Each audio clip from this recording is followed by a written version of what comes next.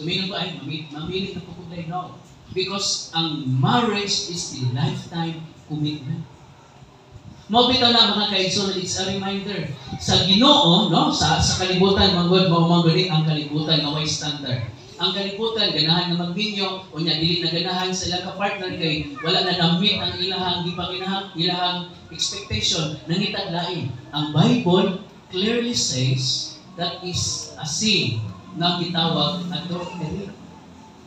That's why si Jesus nag-warning sa matag usa na whoever divorces his wife and married to someone committed adultery in the sight of God. So kano sa man ka pwede makaminyo do dahil Giseline, ipalaya na sa Ginoo. When time come na naay usa sa inyo, ang kuha na ni Lord. That's the time na you are free to choose someone na po na inyong higugmaon sa inyong ginoo. Mo nang giingon din sa Apostle Paul na it is a mystery. Manong giingon man ni Paul na mystery ang kaminyoon. Because ang kaminyoon dahil Dong Ryan o dahil sili is a picture of Christ's church and is a picture of Christ and His church. Nito ba mong duha? Huwag ka mong mga kaigsunan na anytime will come. Ubalik ang Ginoo.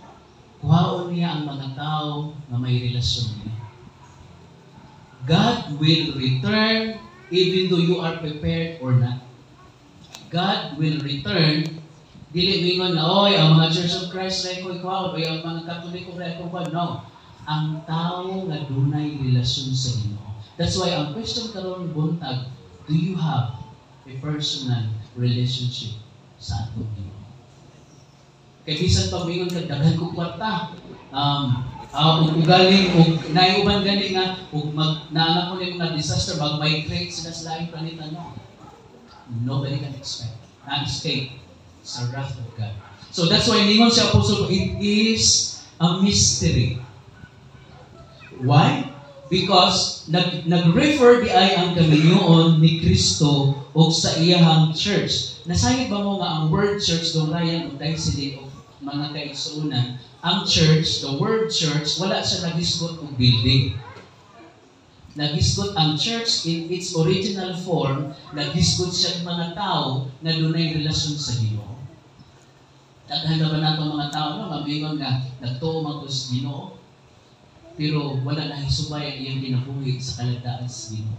That's why dahil sila, Dong Ryan, ang love language sa Ginoo, ningon si Lord, if you love me, keep my commandments. That's His love language. So if you really love the Lord, we have to keep His commandment. Kaya mao man ay gisugo sa Ginoo. Okay? Now, balik ta sa inyong duha. Needs daghan ang lalaki and even though ang babae. But the